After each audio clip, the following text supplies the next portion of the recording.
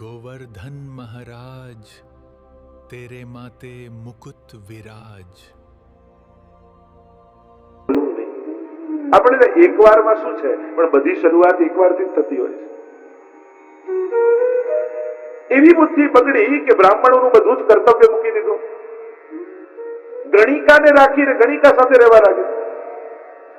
એકવાર એક ગામમાં સંતો પધાર્યા, મહાત્માઓ પધાર્યા. પૂછ્યું ત્યાં બેસેલા લોકોને કે અહીંયા કોઈ આદર્શ સારો બ્રાહ્મણ છે જેના ઘરે અમે ભોજન પ્રાપ્ત કરીએ? યુવાનો બેઠા હતા અને એમને થયું કે લાવો મજાક કરીએ, આ મહાત્માઓ આવ્યા છે. હા, અમારે ગામમાં બહુ સારો બ્રાહ્મણ. કોણ? કે અજામિલ. અજા એટલે માયા, માયાથી જે ભળેલો છે એ અજામિલ છે. આદર્શ બ્રાહ્મણ છે, એના ઘરે જશો તો પવિત્ર ભોજન આપને મળશે. અને મહાત્માઓ આવ્યા. અજામિલ બહાર ગયો હતો.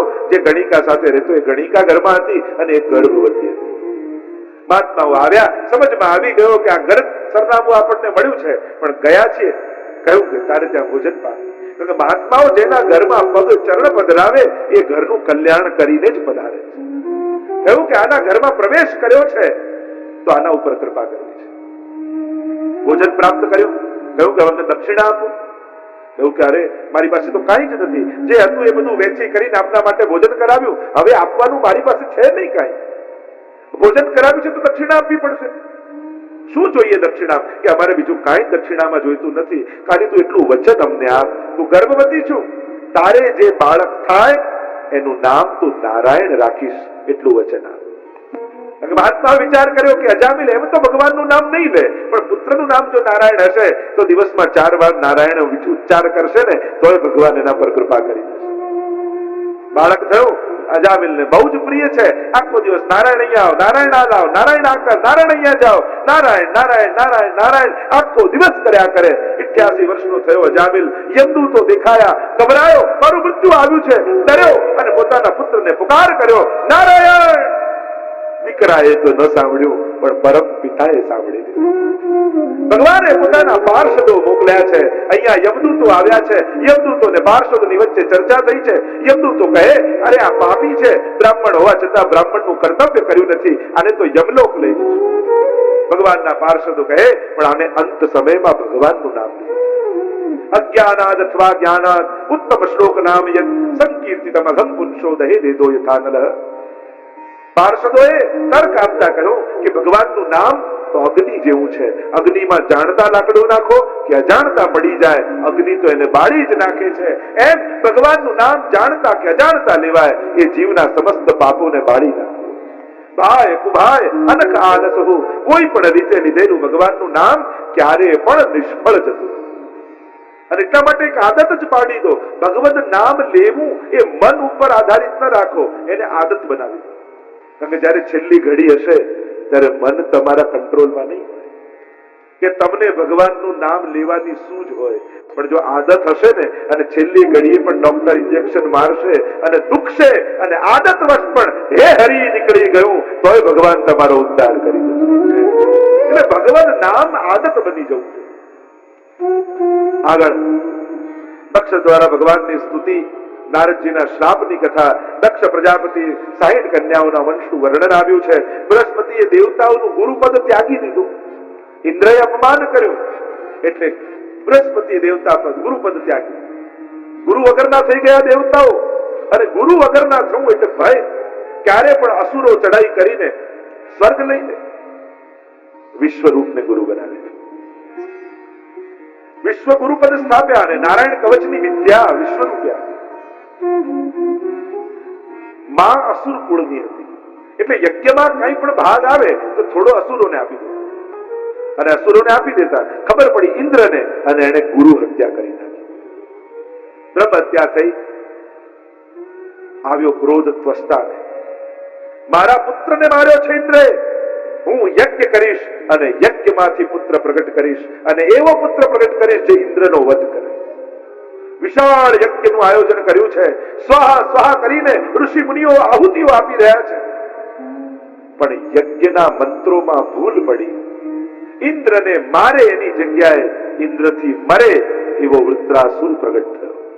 વિકરાળ છે, વિશાળ છે. યુદ્ધ લડવાની તૈયારીઓ થઈ છે. દેવતાઓની સાથે ચડાઈ કરી છે. દધીચી મુનિએ પોતાના અસ્થિઓ આપ્યા છે, વજ્ર બનાવ્યું, વજ્રમાં પરમાત્માએ પ્રવેશ કર્યો છે. ઐરાવત હાથી પર સવાર થઈ ઇન્દ્ર યુદ્ધ લડવા માટે આવ્યો છે, અને જ્યાં વૃત્રાસુર લડવા જાય અને વૃત્રાસુરની દ્રષ્ટિ પડી એ વજ્ર ઉપર, અને વજ્રમાં ભગવાનના દર્શન વૃત્રાસુરને થયા. અરે મારું મૃત્યુ નિશ્ચિત છે, આ વજ્રમાં મને ભગવાન દેખાયા. સ્તુતિ કરી છે વૃત્રાસુર. વૈષ્ણવના ધર્મ, અર્થ, કામ અને મોક્ષ જે મહાપ્રભુજીએ ચતુશ્લોકી ગ્રંથમાં, ષોડશ ગ્રંથમાં સમજાવ્યા, એવા જ ચતુર્વિધ પુરુષાર્થ વૃત્રાસુરે એની સ્તુતિમાં કયા. વૈષ્ણવનો ધર્મ કયો, અર્થ કયો, કામ અને મોક્ષ શું છે, એ ચતુર્વિધ પુરુષાર્થની ચર્ચાઓ છે.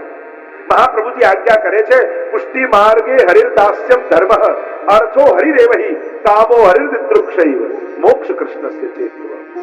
અદ્ભુત યાચના કરી છે. વૈષ્ણવના ચારે પુરુષાર્થની જે ચર્ચા કરી રહ્યો હતો, પુષ્ટિ માર્ગે હરિર્દાસ્યમ ધર્મ, પ્રભુની દાસતા એ જ આપણો ધર્મ છે. અર્થો હરિરેવહી, અર્થરૂપ પોતે પરમાત્મા છે. કામો હરિર્દૃક્ષૈવ, ભગવાનને જોવાની લાલસા એ જ વૈષ્ણવનું કામ છે. અને મોક્ષ કૃષ્ણસ્ય ચેતધ્રુવમ, ભગવાનના ચરણમાં ચિત્ત લાગી જવું એ જ વૈષ્ણવની મુક્તિ છે.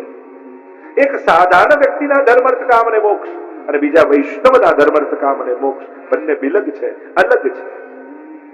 અને એટલા માટે અહીંયા ચારે પુરુષાર્થોને બતાવ્યા. અહમ હરે તવ પાદૈ કમૂલ દાસાનુદાસો ભવિતાસ્મિ ભૂય મનસ્મરેતા સુપતેર ગુણાસ્તે ગૃણીત વાક કર્મ કરોતુ કાય. મારું મન આપનું સ્મરણ કરે, મારી વાણી આપના ગુણગાન કરે, આપની સેવા એ જ અમારો ધર્મ છે. પ્રભુ કહે કંઈક તો મારી પાસે માંગ. વૃત્રાસુર કહેવા લાગ્યા, આપને માંગ્યા પછી આપનાથી માંગવાની ઈચ્છા જ થતી નથી. માંગવાનું કહો તો હું આપને માંગુ છું, કારણ કે આપ જેને મળી ગયા અને જેનું બધું જ છે એ આપણો થયો, તો બીજું શું બાકી છે. એક ભક્તને ત્યાં ભગવાન ગયા કે લાવો મારા ભક્તની પરીક્ષા કરો. જ્યાં ઘરમાં પ્રવેશ કર્યો અને આંગણામાં પ્રવેશ્યા, ઝાંપો ખોલીને ભક્ત આવ્યો સ્વાગત કરવા, પ્રભુ પધારો પધારો. અને ત્યાં જ ભગવાને કર્યો કે આ આંગણામાં પડેલી ગાડી કોની છે? તો કે પ્રભુ આપની છે. અંદર આવ્યા ડ્રોઈંગ રૂમમાં, ટીવી હતું, પૂછ્યું આ ટીવી કોનું છે? તો પ્રભુ આપનું છે. આ સોફા કોના છે? આપના છે. જે વસ્તુ બતા આ કોનું? આપનું. આખા ઘરમાં ફર્યા, જે વસ્તુ કિંમતી દેખાઈ પૂછ્યું પરમાત્મા આ કોનું, આ કોનું, આ કોનું? પ્રભુ આપનું. અને ફરતા ફરતા એના સેવાના રૂપમાં ગયા, અને ત્યાં સેવાના રૂપમાં મંદિરમાં ઠાકોરજી બિરાજ્યા હતા. અને ત્યારે ભગવાને કહ્યું કે આ ભગવાન કોના? ત્યારે ભક્તે કહ્યું બધું આપનું, પણ આ મારા છે.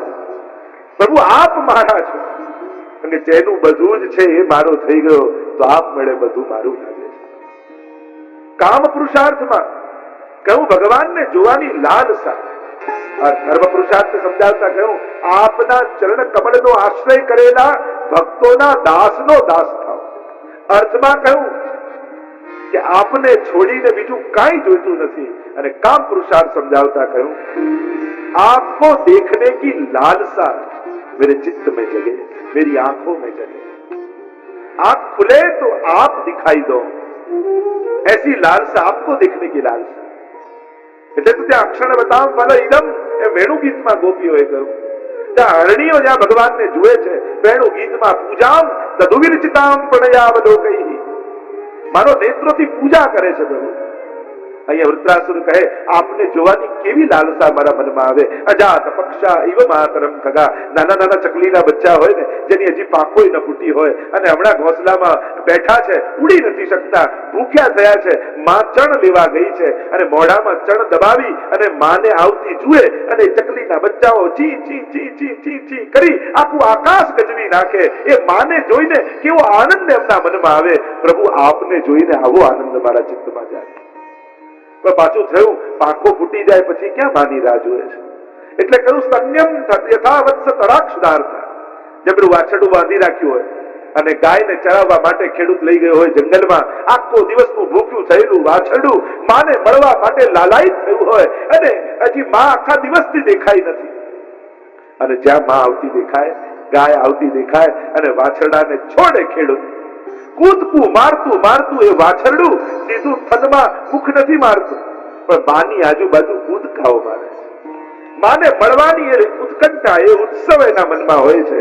એમ પ્રભુ આપને મળવાની આવી ઉત્કંઠા મારા મનમાં પણ થયું કે દૂધ પીવાનું છોડી દે પછી ક્યાં રાહ જુએ. એટલે કહ્યું પ્રિયમ પ્રિયેવ વિષિતમ વિષન્ના. એક પ્રિયા પોતાના પ્રિયતમની જેમ પ્રતીક્ષા કરતી રહે, એમ પ્રભુ સદાય એ પ્રિયતમાની જેમ હું આપની પ્રતીક્ષા કરતો રહું. આ જ ભક્તનો કામ પુરુષાર્થ છે. એક સ્ત્રી પોતાના પ્રિયતમને મળવા માટે દોડી, સામે ઉભો હતો પ્રિયતમને, દોડે એટલામાં કોઈ નમાજ પડતો હતો અને એના પીઠ ઉપર પગ મૂકીને ભાગી ગઈ. મળીને પાછી આવી એટલે પેલો નમાજ પढ़નારો વ્યક્તિ નારાજ થયો કે इतना भी पता नहीं चलता है कि मैं नीचे नमाज पढ़ रहा हूं, तने એટલું ભાન નથી કે મારી પીઠ ઉપર પગ મૂકીને જતી રહી. ત્યારે પેલી સ્ત્રીએ હાથ જોડીને ક્ષમા માંગીને કહ્યું ક્ષમા કરજો, પણ હું મારા લૌકિક પ્રિયતમને મળવા દોડી તોય મને ભાન ન રહ્યું કે મારી નીચે કોણ છે. તો તમે તો તમારા અલૌકિક પ્રિયતમને મળી રહ્યા હતા, તમને કેમ ભાન રહ્યું કે ઉપરથી કોઈ ગયું છે? आप तो खुदा की बंदगी कर रहे थे ना, आप तो अपने अलौकिक प्रियतम से मिल रहे थे, आपको कैसे पता चला कि कोई ऊपर से गया? अकाम पुरुषार्थ અને મોક્ષ પુરુષાર્થને વર્ણન કરતા વૃત્રાસુર કહે છે કે મમોત્તમ શ્લોક જને સખ્યમ સંસાર ચક્રે ભ્રમતસ્વ કર્મભી તન્માયયાત્માત્મચદારગે स्वासक्त चित्तस्य ननाथ भूया. मेरा मन भगवान के अलावा और कहीं न लगे, ક્યાંય મારું મન ફસાય નહીં અને ચિત્ત ભગવાનના ચરણોમાં ચોંટી જાય, એ જ ભક્તોની તો મુક્તિ છે. એને જન્મ મરણના ચક્કરમાંથી નથી છૂટવું, એને તો વારે ઘડીએ આવવું છે, વારે ઘડીએ વૈષ્ણવ કુળમાં જન્મ લેવો છે, એવા ઘરે જન્મ લેવો છે જ્યાં ઠાકોરજીની સેવા બિરાજતી હોય. એને તો આનંદ લેવા છે અને એનું મન ભગવાનમાં ચોંટે, એ જ એના માટે તો મોક્ષ છે. આમ વૃત્રાસુરના ઉદ્ધારની કથા આવી. ચિત્રકેતુનું આખ્યાન કહ્યું કે પૂર્વ જન્મમાં કોણ હતો, અને કહ્યું એ ચિત્રકેતુનું આખ્યાન કહ્યું બાળક નહોતું, બાળક થયું. બીજી રાણીઓને ઈર્ષા થઈ, મારી નાખ્યો અને રાજા ને રાણી બંને ખૂબ દુઃખી થયા. હર્ષશોક નામનો પુત્ર થયો, એમ આટલા વર્ષે થયો પણ બીજી રાણીઓએ મારી નાખ્યો. કહ્યું કે આટલા વર્ષે બાળક થયું ને એ પણ મરી ગયું. કૃપા કરીને એ જીવાત્માને બોલાવવામાં આવે અને જીવાત્મા સામે આવીને ઉભો છે અને ત્યારે એને કહેવામાં આવે છે કે આ તારા માતા પિતા તારા શોકમાં રડી રહ્યા છે. અને ત્યારે જીવાત્માએ એટલું કહ્યું કે કયા જન્મના માતા પિતા? મેં તો અનેક જન્મો લીધા છે, દરેક જન્મમાં મારે કોઈ માં હતી, કોઈ પિતા હતા. અને જીવાત્મા પોતાની ગતિ બતાવતા કહે કે જેમ ફૂલ પરથી પવન સુગંધ લઈને જાય, આગળ જાય તો સુગંધ છોડી દે, ક્યાંક દુર્ગંધ મળે તો દુર્ગંધ છોડી દે, એમ જીવાત્મા જ્યારે દેહને છોડે છે ત્યારે પોતાની વાસનાઓને પણ છોડીને આગળ જતો રહે છે. આમ અદિતિ અને દિતિના સંતાનો અને મરુદગણોની ઉત્પત્તિની કથા આવી. પુંસવન વિધિનું વર્ણન આવ્યું. ષષ્ઠમ સ્કંદને વિરામ આપીએ. સપ્તમ સ્કંદ ઉતિ લીલા. ઉતિવત કર્મ વાસના. મહાપ્રભુજી કહે ત્રણ પ્રકારની વાસનાઓ છે: સદવાસના, અસદવાસના અને મિશ્ર વાસના. સદવાસના દેવતાઓની છે, અસદવાસના અસુરોની છે, મિશ્ર વાસના મનુષ્યોની છે. 15 અધ્યાયમાં આ ઉતિ લીલાનું વર્ણન કરવામાં આવ્યું. प्रश्न કર્યો છે परीक्षित महाराज सुखदेव ने कि प्रभु पक्षपाती है। हर एक कथा में मैं देखता हूं भगवान देवताओं का पक्ष लेते हैं और असुरों को मारते हैं, तो ये तो लक्षण पक्षपात का है और भगवान पे पक्षपात का दोषारोपण हो जाएगा जो भगवान इस तरह तो पक्षपात करेंगे देवताओं का। तब सुखदेव जी ने कहा कि आवो जो प्रश्न राजसु यज्ञ समय युधिष्ठिर महाराजे કર્યો, શું ભગવાન પક્ષપાતી છે? કહ્યું કે જેમ કોઈ આંગળીમાં વાગી ગયું હોય અને જરૂર લાગી જાય એટલે ડોક્ટર એમ કે આંગળી કાપી નાખો નહીં તો આખા શરીરમાં ઝેર ફેલાઈ જશે, તો આંગળી કાપવામાં ડોક્ટરનો કોઈ વેર નથી, પણ આખું શરીર બચાવવું હોય તો આંગળી કાપવી પડે. એમ સંસારનું સ્વાસ્થ્ય જાળવવા માટે ભગવાન અસુરોને મારે છે, દેવોનો પક્ષ લે છે, કારણ કે ભગવાનનું એકમાત્ર ઉદ્દેશ્ય શું છે? ધર્મ સંસ્થાપનાર્થાય સંભવામી યુગે યુગે. ધર્મનું સ્થાપન જગતમાં થાય એ જ ભગવાનનું પરમ લક્ષ્ય છે. એ દેવોને મારીને થાય કે અસુરોને મારીને થાય, પણ ભગવાનનું મૂળ લક્ષ્ય ધર્મની સ્થાપના છે. ભગવાન કોઈ પક્ષપાત કરતા નથી. એના ઉત્તરમાં પ્રહલાદની કથા સંભળાવી. કયાદુ ગર્ભવતી છે. હિરણ્યકશિપુને એમ થયું કે મારા ભાઈ હિરણ્યાક્ષને વિષ્ણુએ માર્યો, એટલે વિષ્ણુ જોડે મારા ભાઈના વધનો બદલો લઈશ. અને બદલો લેવા શું કરું? તપ કરવા માટે ગયો હિરણ્યકશિપ, ગર્ભવતી કયાદુને મૂકીને. અને એ ગયો તો છે, પણ કયાદુને નારદજીનો સત્સંગ મળ્યો છે. જેમ પરીક્ષિત મહારાજને ગર્ભમાં ભગવાનના દર્શન થયા હતા, એમ પ્રહલાદને ગર્ભમાં જ સંતનો સંગ મળ્યો છે, સત્સંગ મળ્યો છે. અને ગર્ભમાં જ એની બુદ્ધિ પવિત્ર થઈ ચૂકી છે. ભયંકર તપ કર્યું હિરણ્યકશિપુ. બ્રહ્માજી પ્રસન્ન થયા, માંગે ત્યાં કહ્યું હું અમર બની જાઉં. બ્રહ્માજી કે અમર તો હું નથી, સૃષ્ટિનો લય થાય ત્યારે મારો નાશ થઈ જાય છે. બીજું કંઈક માંગ. કહ્યું કે હું દિવસે ન મરું, રાત્રે ન મરું, ઘરની અંદર ન મરું, બહાર ન મરું, મનુષ્યથી ન મરું, પશુથી ન મરું, અસ્ત્રથી ન મરું, શસ્ત્રથી ન મરું, 12 મહિનામાં ન મરું, આકાશમાં ન મરું, જમીનમાં ન મરું. અને બ્રહ્માજીએ કહ્યું તથાસ્તુ. હું તો જ્યારે પ્રહલાદની કથા કહું યા વાંચું તો મને એક જ વિચાર આવે કે કેવા પ્રતિબંધોમાં પણ ભક્ત પર કરુણા કરવા માટે ભગવાન કેવા રસ્તાઓ ગોતી લે છે. એવું વરદાન માંગ્યું જાણે બધા જ રસ્તા બંધ, છતાંય ભક્ત સુધી પહોંચવા માટે ભગવાને રસ્તો કાઢી દીધો.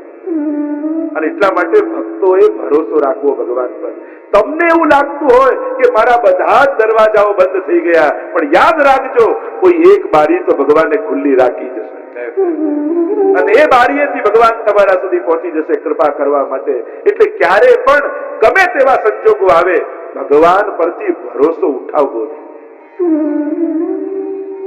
એ ક્યાંથી રસ્તો કાઢી લેશે, કોઈને ને કોઈને નિમિત્ત બનાવી લેશે. અને એટલા માટે ભરોસો નહીં ગુમાવો. સંજોગો બગડે પણ ભરોસો નહીં બગડવા દો. વરદાન માંગ્યું અને હવે તેમ થઈ ગયું કે રાજા જ ભગવાન છે. પ્રજામાં ઢંઢેરો પીટાવી દીધો.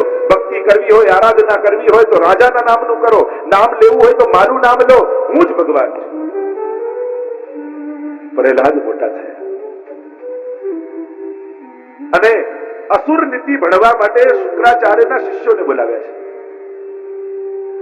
રોજ અસુર નીતિ ભણાવે, પણ જ્યાં ગુરુજી ભણાવીને જાય, બધા બાળકોને ભેગા કરીને ભગવાનનું નામ પ્રહલાદજી લે છે. રાજાને એમ થયું હિરણ્યકશિપુને કે મારો દીકરો આટલા સમયથી ભણે છે, લાવ પૂછું તો ખરા શું ભણ્યો. બોલાવ્યો સભામાં, ખોળામાં બેસાડ્યો. કહ્યું બેટા બતાવો શું ભણ્યો. ત્યારે કહું પિતાજી પ્રભુની ભક્તિ 9 પ્રકારની હોય છે. શ્રવણમ કીર્તનમ વિષ્ણોઃ, સ્મરણમ પાદ સેવનમ, અર્ચનમ વંદનમ દાસ્યમ, સખ્યમ આત્મનિવેદનમ. આવ્યો ક્રોધ, અરે આ બધું ક્યાંથી શીખીને આવ્યો. બોલાવ્યા ગુરુદેવને, કહ્યું ગુરુજી આને અસુર નીતિ ભણાવો, આ ભક્તોના લક્ષણ ક્યાંથી આવે છે આની અંદર. ભણાવવા લાગ્યા અસુર નીતિ. થોડા સમય ગયા, પાછો બોલાવ્યો. કહ્યું કે પ્રહલાદ શું શીખ્યો. કહ્યું કે જાકે પ્રિય ન રામ વૈદેહી, તાહી તજીએ કોટી સબ બેરી, જદ્યપી પરમ સનેહી. અરે જે ભગવાનને પ્રેમ ન કરતો હોય ને ગમે તેટલો નિકટનો સગો હોય પણ એને બેરી જાણવો. અરે પિતાને આવ્યો ક્રોધ કે આ બધું શીખીને ક્યાંથી આવે. ભગવાનનું નામ છોડ વરના તને મારી નાખીશ, ભૂલી જઈશ કે તું મારો દીકરો છું. પિતાજી બચાવનારો ભગવાન છે, જીવાડનારો ભગવાન છે અને મારનારો ભગવાન છે. આપણે કાંઈ જ કરવા સમર્થ નથી.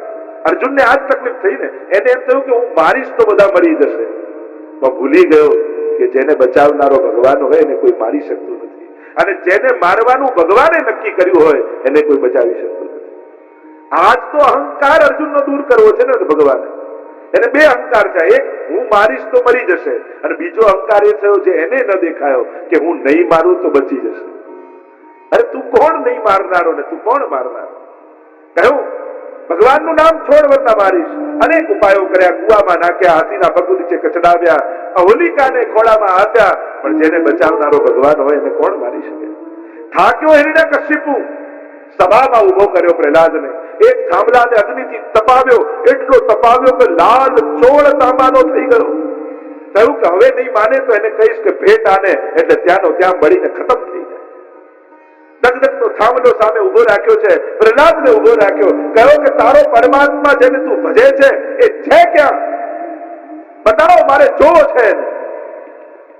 પ્રહલાદ કહે પિતાજી પ્રશ્ન જ ખોટો છે. એ ક્યાં છે એમ ન પૂછાય, એ ક્યાં નથી, એ તો બધે જ છે.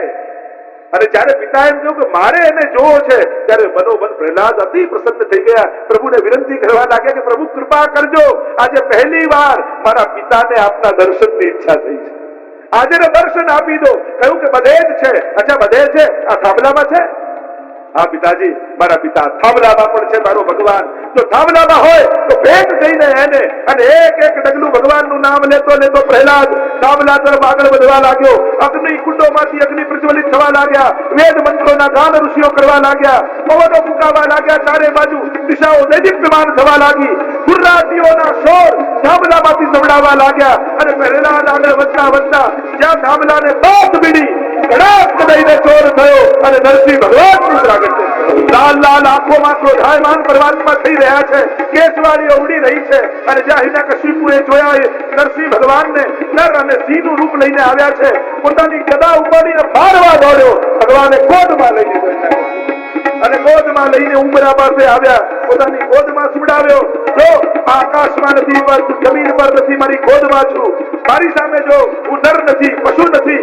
તું જો, તું ઘરની અંદર નથી, બહાર નથી, ઉંબરા પર છું. મારા નખોને જો, આ અસ્ત્ર નથી, શસ્ત્ર નથી. આ 12 મહિનામાં એકે મહિનો નથી, અધિક માસ ચાલે છે. હમણાં દિવસ નથી, રાત નથી, સંધ્યાકાળ છે. નખોને ભીતર ઘુસાડી ચીરી નાખ્યો. હિરણ્યકશિપુનો વધ થયો. આકાશમાં દેવતાઓ વિમાન લઈને આવી ગયા, પુષ્પ વર્ષા કરવા લાગ્યા. નરસિંહ ભગવાન કી જય હો, નરસિંહ ભગવાન કી જય હો. ચારે બાજુ ત્રિલોકમાં જય જયકાર પરમાત્માના થયા. એવા ક્રોધાયમાન પરમાત્મા છે કે બધા ગભરાયા કે હમણાં ત્રિલોકનો લય થઈ જશે, પ્રલય થઈ જશે જો ભગવાન શાંત ન થયા. એમના ક્રોધમાં એટલી અગ્નિ છે કે ત્રિલોક બળીને ખાક થઈ જશે. કેમ કરીને એમને શાંત કરવા? દેવતાઓ તો સ્વરૂપ જોઈને ભાગ્યા. લક્ષ્મીજીને કહ્યું, લક્ષ્મીજી કે હમણાં મનાવીશ. જ્યાં મનાવવા જોઈએ ભગવાને ગુરરાજી કરી, લક્ષ્મીજીએ ભાગ્યા. અરે કોણ મનાવે? બધાએ નક્કી કર્યું કે પ્રહલાદને જેના માટે ભગવાને આ રૂપ ધર્યું છે એ જ ભગવાનને શાંત કરશે. પ્રહલાદ પાસે આવ્યા અને પ્રહલાદને કહ્યું, તું મનાવ ઠાકોરજી. અને પ્રહલાદ બે હાથ જોડી ધીરે પગલે પરમાત્માની પાસે આવીને નિર્ભય બની અને ઉભો રહી ગયો. અને પ્રહલાદને જોઈ ભાગવતજી એમ લખે છે કે પરમાત્માની આંખમાંથી અશ્રુપાત થવા લાગ્યા. ભગવાને એને ઉપાડીને પોતાની ગોદમાં બેસાડી દીધો. અને ગાય પોતાના વાછરડાને જીભથી ચાટીને વહાલ કરે એમ પરમાત્મા સિંહ રૂપે પ્રહલાદને ચાટવા લાગ્યા. અરે પ્રહલાદ, આટલા સંકટો ને વિપત્તિઓ તારા જીવનમાં આવી, તે એકવાર પણ મને ન બોલાવ્યો મદદ માટે? કહ્યું, સવઈ વણી કહ, ભક્તિ કરીને જે કઈ માંગે ને એ ભક્તની પણ વેપારી કહેવાય. પ્રભુ આપ કેવા કૃપાળુ છો, આપ તો સમય આવો જ છો, મને ભરોસો છે. પ્રભુ કહેવા લાગ્યા, પ્રહલાદ તું મારી પાસે કંઈક માંગ. જીવ આવે તો કઈ લઈને જાય ને ભગવાન આવે તો કંઈક આપીને જાય. મારી ઈચ્છા છે કે હું તને કંઈક આપું. પ્રહલાદ વારે ઘડીએ ના કહે છે, પ્રભુ મારે કાંઈ નથી. પ્રભુ કહે કે મારી ઈચ્છા છે તને કંઈ આપવાની. બહુ આગ્રહ પ્રભુએ કર્યો. ત્યારે પ્રહલાદે કહ્યું, આપ માંગવાનું કહો છો તો એટલું માંગુ છું કે એવી કૃપા કરો કે આજ પછી ક્યારે પણ આપની પાસે માંગવાની ઈચ્છા જ ન થાય. એવું વરદાન મને આપો. પ્રભુ કહે, પણ હું તારા ઉપર કૃપા કરવા માંગુ છું. તારી કામના નથી, પણ આપીને મને ભગવત્તાનો આનંદ આવશે. હું ભક્તને આપું છું એ ભક્તની લાલસા જોઈને યા ભક્તની ઈચ્છા જોઈને નથી આપતો, પણ જેમ એક માને પોતાના બાળકને પયપાન કરાવીને માતૃત્વનો આનંદ આવતો હોય છે, એમ આપીને મને મારી ભગવત્તાનો આનંદ આવે છે. હું આપવા માંગુ છું. ત્યારે પ્રહલાદે બે હાથ જોડીને કહ્યું, જો આપ આપવા માંગતા હો તો એટલું માંગુ છું કે મારા પિતાની અધોગતિ ન થાય એવી કૃપા કરો. કહ્યું કે તારા જેવો બાળક કોઈના ઘરે થાય ને એની તો 21 પેઢીઓ એમને તરી જાય. 7 પિતા પક્ષની, 7 માતા પક્ષની ને 7 સસુર પક્ષની.